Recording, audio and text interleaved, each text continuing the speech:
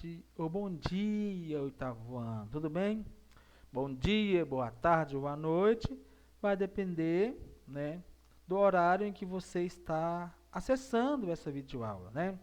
Você pode estar acessando de manhã, né, à tarde ou à noite, tá bom? Vamos lá então.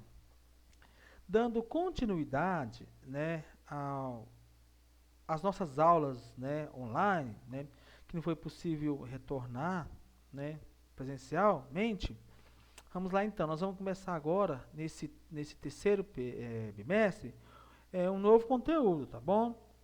Então tem que prestar bastante atenção nessa videoaula para posteriormente vocês responderem, né, as atividades que estão no final dessa apresentação, ok? Vamos lá então. O que nós iremos trabalhar então, né, no início desse terceiro bimestre? Nós vamos começar então sobre o quinhentismo, né? Então, vamos lá então, dando início, né, no nosso conhecimento, né, e no que eu vou passar para vocês sobre o quinhentismo. O quinhentismo, no Brasil e em Portugal, designa, né, uma importante face da história da literatura desses dois países, no caso Brasil e Portugal, né? Apesar de ter se expressado de modo diferente em um e outro, né? No Brasil teve característica e em Portugal teve características diferentes, né? No Brasil designa o conjunto de textos e autores do período colonial, né? Nesse período em que o Brasil era a colônia de Portugal, compreendendo os 3 primeiros séculos desde a conquista portuguesa. Então, né, são 300 anos, né, de obras literárias desse período. Então, por isso que é chamado, as obras desse período, desses 300 anos, é denominado de período quinhentista, tá bom? Dividido em duas vertentes. Uma caracterizada pela ocorrência de texto de informação, no caso, texto de informação, os portugueses tiveram mais informação porque eles informavam a Portugal, né, o que estava acontecendo aqui na colônia, que eles viam, né? E outro pela ocorrência de texto de caráter catequizador. Nesse caso, o de caráter catequizador está mais caracterizado nos textos de autoria colonial, no caso do Brasil, né? Esse período inicial de germinação das letras no nascente território brasileiro é de fundamental importância para se conhecer a história do país e sua tradição literária, né? Então, nesse período aí, né, os escritos literários, as pinturas da época, é muito importante, porque são objetos de estudo, são objetos que a gente pode estar estudando para compreender como era a sociedade desse período, como comportava a sociedade, né? Então, é importante a gente entender esse processo e estar lendo até obras desse período, tá bom? Aqui embaixo, nós temos aqui a foto de José de Anchieta. José de Anchieta foi um grande escritor e é um grande representante desse período quinhentista. Ele não era brasileiro, né? Nasceu na Espanha, era um padre jesuíta e veio para cá com a função de quê? De catequizar os índios. Catequizar os índios, que ensinar a doutrina católica. Tá bom? Eles vieram para cá com esse objetivo. Os portugueses vieram com o objetivo de quê? De saquear, roubar, sugar todas as riquezas em que a terra pudesse produzir. Os jesuítas vieram com o intuito de quê? De catequizar os índios, mas isso não significa que catequizando os índios seria uma boa ação, né? Eles estavam destruindo a cultura indígena, eles não respeitavam a cultura indígena, não respeitava os nativos, né? Porque catequizar o quê? Catequizar na cultura do branco, na cultura religiosa, na cultura da Igreja Católica, tá bom? Desrespeitando qualquer cultura que fosse relacionada à cultura do nativo, tá bom?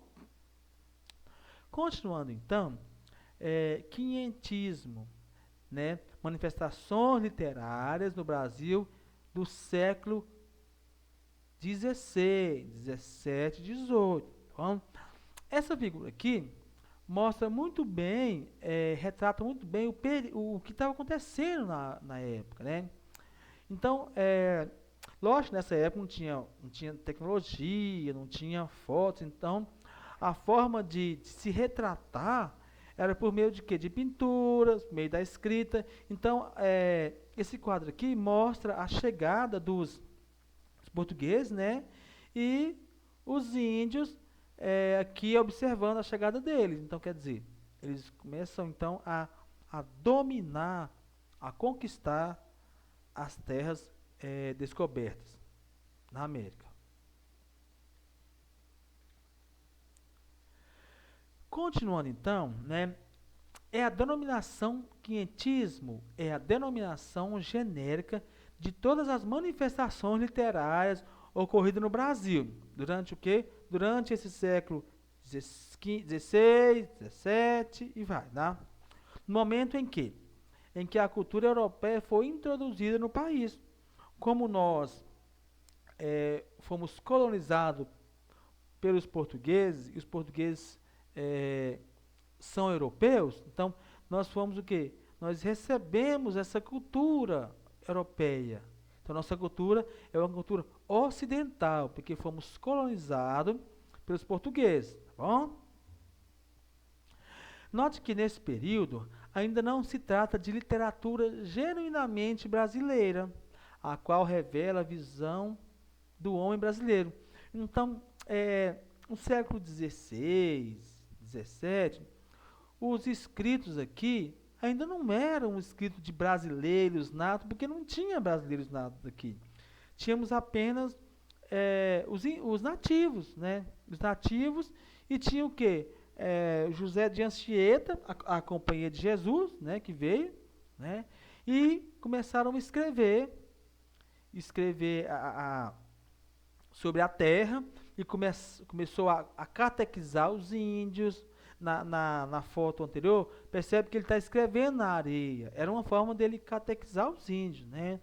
E havia também os portugueses que chegaram aqui e descreviam a terra para informar a coroa portuguesa como que era aqui, como eram os nativos, né? E tinha pintores também que chegavam aqui e retratavam, né? Essas fotos aqui vocês podem perceber, que esse artista soube muito bem demonstrar, né, por meio da arte, o padre jesuíta catequizando, e aqui, ó, representação da primeira missa, né, que foi realizada aqui no Brasil quando os portugueses chegaram aqui, né? O José de Anchieta, ele foi o fundador das cidades mais importantes aqui do Brasil, no caso Rio de Janeiro e São Paulo, né? E que ele, segundo a história, ele que fundou esses povoados que depois se transformou em grandes cidades e metrópoles hoje.